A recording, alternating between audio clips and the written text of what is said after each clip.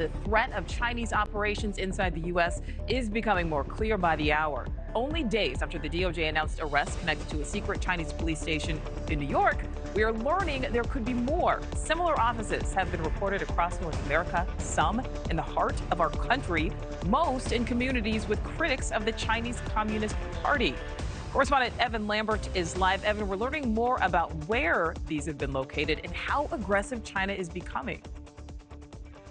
Nichole, this is pretty alarming. Senior FBI intelligence officials telling NewsNation today that they see these reports of secret Chinese police stations and Chinese tactics to intimidate dissidents as really reaching an inflection point. They say that lines are being crossed that haven't been crossed before, and that authoritarian countries like China and Iran are using new tactics like hiring private investigators to stalk people, even planning to kidnap people that they want to silence. So just this week, federal investigators in New York announcing the arrests of 2 U.S. residents accused of secretly working with the PRC to operate a Chinese police station in Manhattan.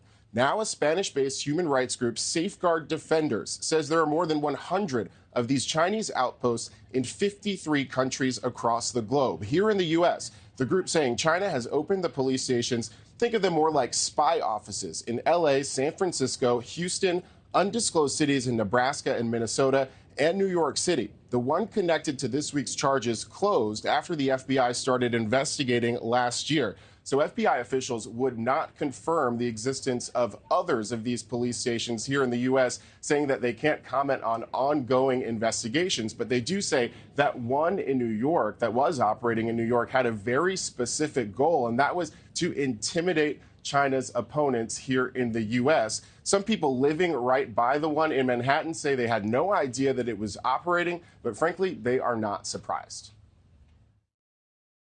No, I wasn't particularly surprised. Nothing really surprised me. People do keep tabs on dissidents, whether through a nonprofit organization or whether through operatives in the field or something. A lot of countries do that. I think they may be aware all along. Let's say if you're a high-profile dissident and you make your way to the United States gave you sanctuary, or offer you asylum and all that, you would be aware that you would be followed. It's a stupid man who wouldn't look out for being followed or something. And Nichole, we obviously have to take this with a grain of salt. China's foreign ministry is saying that these are not police stations, that they are for people to use for things like renewing their driver's licenses. Nichole?